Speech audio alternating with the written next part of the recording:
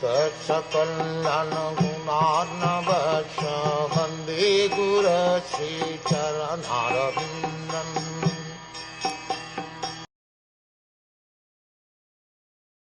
Maharaj Parikṣit, who could fight 1,000 enemies single-handedly, thus pacified the personality of religion and the earth.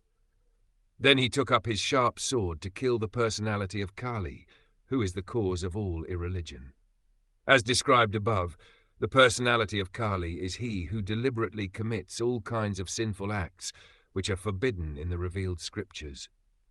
This age of Kali will certainly be full of all activities of Kali, but this does not mean that the leaders of society, the executive heads, the learned and intelligent men, or above all, the devotees of the Lord, should sit down tightly and become callous to the reactions of the age of Kali. In the rainy season, certainly there will be profuse rainfalls, but that does not mean that men should not take means to protect themselves from the rains.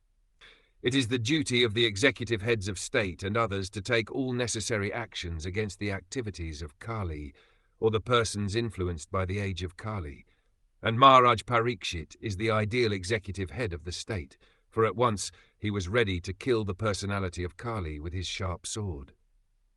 The administrators should not simply pass resolutions for anti-corruptional steps, but they must be ready with sharp swords to kill the persons creating corruptions from the angle of vision of the recognized Shastras. The administrators cannot prevent corrupt activities by allowing wine shops. They must at once close all shops of intoxicating drugs and wine and force punishment even by death for those who indulge in habits of intoxication of all description. That is the way of stopping the activities of Kali, as exhibited herein by Maharaj Parikṣit, the Maharath.